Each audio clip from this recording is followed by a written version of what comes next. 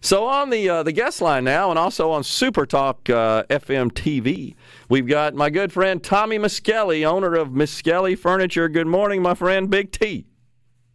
Good morning, Gerard. How are you? Can you hear me? I'm doing great. We got you, man. We got you on the big screen. You can check us out on Facebook Live or go to our website and link to the live stream.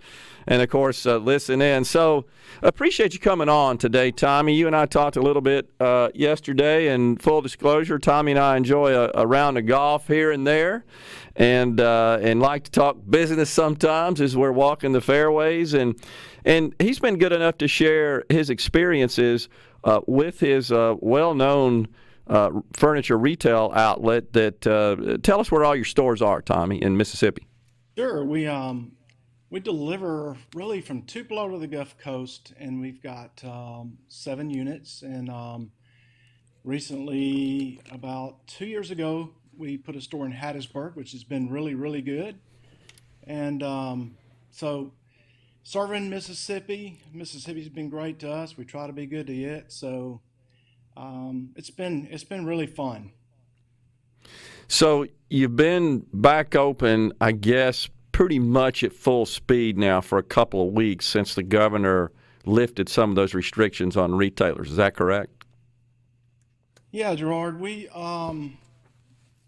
started back opening with appointments, and Okay. you know, as a business, you do things very practical. You try to be careful. So we were very sensitive to what our customers wanted. We were taking temperatures and have been, you know, at the door. We have masks. We offer the customer a mask. If they have masks, we want to be real sensitive to what they want. Try to have, the sanitizers available. Taking our managers and our people's temperature a couple of times a day. So starting back, those appointments were huge for us. We were shut down about 45 days during the interim. So, and since you've been back, what's business been like? Gerard, it's hard to describe. You know, you go through we all went through a pause in our life. You know, the world stops, you stop. And there's, you know, it's not all bad because you got to do some things maybe with your family, you got close. But when we opened back up, we really had pretty low expectations, hoping maybe what a normal May be like. You know, we could do half maybe of what a normal May would be like. It's gone way past that. The response, I believe, is due to maybe people weren't traveling as much. They canceled their vacation. They looked around their home. They were, you know, tired of sitting on the furniture they had or sleeping on the old mattress they had. So they really went back and started to invest in their home. And hey, what a great investment, by the way, should I say? Absolutely. Yeah. But the response, we just weren't quite prepared for. And it's been not as many shoppers, but when they come in, they're really serious. But one of the things we learned, Gerard, online, and we started, you know, obviously doing a lot of sales online, but the big thing came out of there was appointments. People really like to do appointments. So that's something we'll take going forward. They want to, you can even go on our site and match up with someone who you prefer to be matched up with for an appointment so that we can do research, you know, before they get there. So we'll kind of be ready for what they're wanting to do. So opening back up, you know, been a little bit of a supply chain issue for us and all of us in our industry. So that's the thing we're going through right now. So, you know, you hit on this concept of appointments, which were frankly born out of need, out of just necessity. That's what entrepreneurs do. And now you've seen some success with that, and the market has responded positively. And so I think what you're saying is you'll likely continue something along those lines. That's just what American entrepreneurs and markets do. You respond to market desires. You either do or you don't make it. I mean, it's just simple as that. And so that's awesome. You had Tommy, you'd shared with me that you you regularly discuss the situation and just the overall environment with your peers in other states that operate stores across the country. How would you contrast our environment to theirs, some of those notable ones? Yeah, you know, our industry, I don't know if it's unique to other industries, but it's a very close-knit, small world. So we all know each other. Yeah. We're all pretty open. There's no real secrets. We talk to each other about what's going on, but it's been so diverse from here throughout every part of the country. Some are not open. Some are just getting open. Some's been open. There's a few that never closed.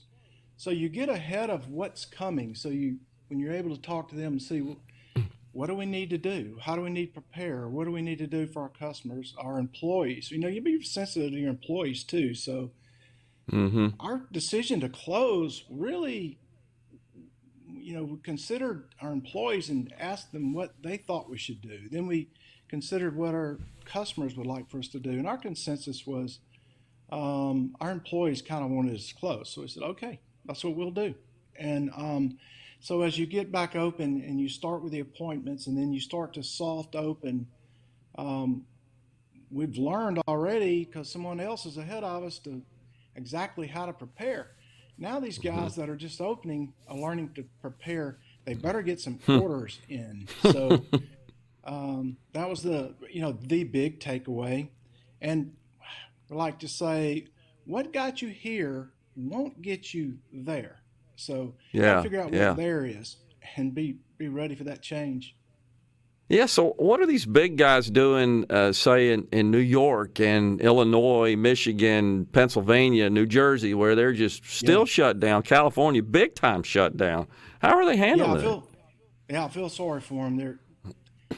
They want to open, they want to serve their clients, and their clients are asking them to open, and for whatever reason or circumstance they're in, they can't, or they can't get enough workers, and so they open maybe only a few stores or some stores, not all their stores. They're really handcuffed, and it's very frustrating to them as you hear through it, and you try to encourage them. Even though you're in the same business, you may offer. They may ask you what do you guys think, and you weigh in, and these are some very large retail, the largest top 100 in the country. So. Everybody's circumstances has been different on this. So there is a uniqueness that in our industry that it seems to, what happens to you will happen to them, or what happens to them will have happened to you. So you do learn. So we're talking with Tommy. In numbers. Yeah, so we're talking with Tommy Miskelly, the owner of Miskelly Furniture, and in my view, a Mississippi treasure and icon. So Tommy, wanted to let you know that one of our listeners on the text line, the 662 text line, says, "Tell Tommy we need a store in South Haven." We've looked at it. That's an awesome area. I mean, they are rocking there. Well aware of that area, and I would love to. What a great area. Thanks for that. It certainly is. Yeah. Well, if I know you and your brothers, you got it probably on the radar already somewhere in your future plans. So, absolutely. How's it been with the employees coming back, Tommy? Have they been excited to come back to work? For the most part, have you been able to retain and provide that employment to them? Got a couple of minutes here. It's been very unique. We made a decision early on, no matter what it took, we were going to continue to pay them as long as before anybody did anything, said anything, we decided we're going to try to keep paying everybody as long as we can. And that was a good decision. Our employees, most have come back, and really, they loved it. We had a few stragglers. That's awesome. Okay, awesome. We'll be sensitive to them. That's awesome. We've been chatting with our good friend Tommy Miskelly, Miskelly Furniture. Thank you so much, Big T, for coming on the show. Appreciate all your insight. Good luck to you. I know you guys will do well. Thanks a lot, man. Talk to you soon. Love the station. Thanks. Appreciate it. Thank you, Tommy. We'll take a break. We'll come back with more on the JT Show.